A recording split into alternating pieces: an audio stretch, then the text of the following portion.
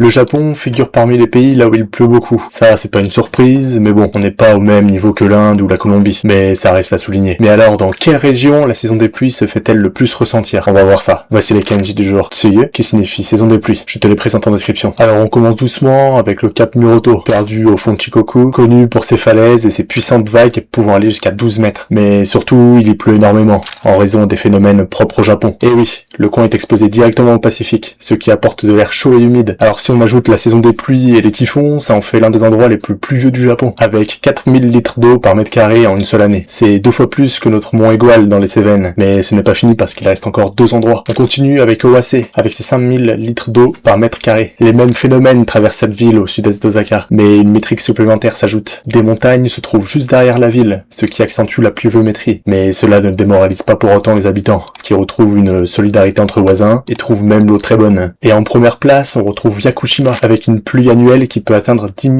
litres d'eau par mètre carré. Là, on parle d'une pluie comparable à ce qu'on peut trouver dans les endroits les plus pluvieux de la planète, comme Mausinram en Inde. Cette île, tout au sud de Kyushu, reçoit énormément d'air chaud et humide, qui est contraint de monter jusqu'au point culminant à 1936 mètres. Et c'est ce phénomène, en plus des phénomènes précédents qu'on a vus dans les autres endroits, qui provoque une pluie extrêmement abondante. Avec une telle pluie, il faut se méfier des glissements de terrain. D'ailleurs, le village s'est construit au bord de l'île, comme pour échapper à ce phénomène. Aussi, les habitants sont contraints à acheter divers absorbeurs d'humidité. Sans ça, tout moisit rapidement. Voilà, c'était un jour un kanji. Si ça t'a plu, je te dis à demain pour un nouveau mot.